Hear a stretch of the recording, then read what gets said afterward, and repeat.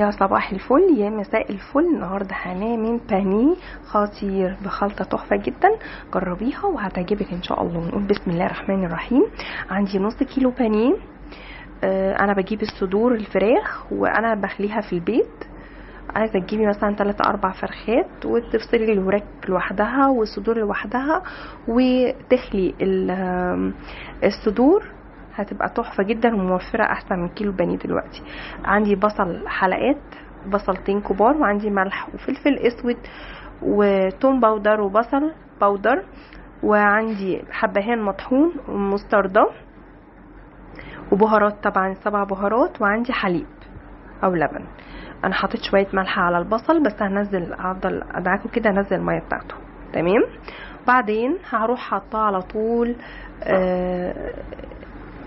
بعد ما ينزل الميه سيبه كده دقيقه، هحط بقى عليه على البانيه. هتبل البانيه بتاعي بالملح والفلفل الاسود طبعا، والبهارات بتاعتي 7 بهارات، والحبهان المطحون والجنزبيل اهو، والثوم البودر. ما عندكيش توم باودر عادي، ممكن تفصين توم عادي، بتدقيهم وتطحنيهم وتحطيهم جواه، برضو هيدي التست بتاعه هيعلى معاكي. عندك 7 بهارات، عندك بهارات فراخ، اي حاجه موجوده حلوه قوي. طبعا ده حبهان مطحون، حبهان بيدي تحفه جدا جدا جدا، ريحه خطيره.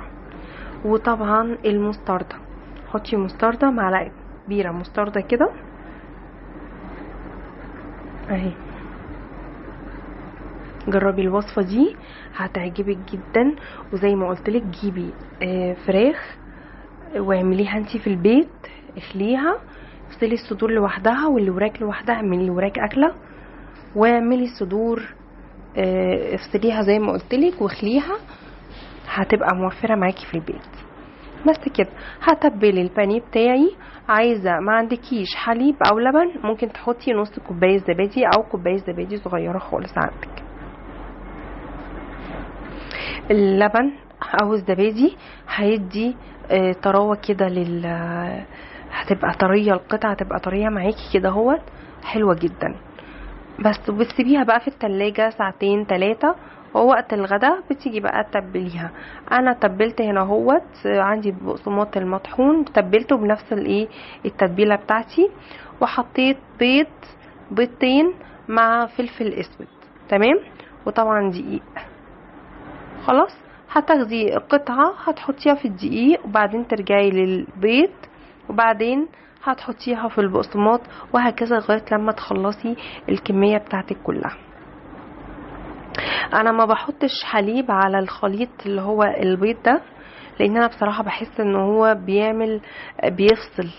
بيفصل البيض، فما بتلزقش وما بتعملش كفر كويس. فجربي ديت حلوة جدا اهي.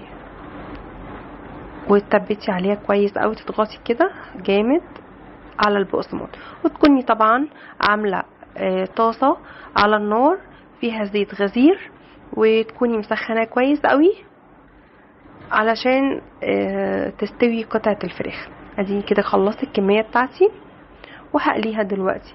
بس اهو الزيت طبعا سخن، مش هتاخد منك وقت خالص، يعني دقيقة على النص ده على الجنب ده، ودقيقة عنه او اقل من دقيقة كمان، نص دقيقة هنا ونص دقيقة هنا، هتستوي وتبقى تحفة.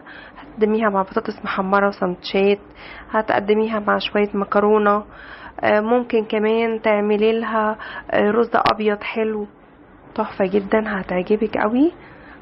سهلة وبسيطة ومتاخدش وقت خالص.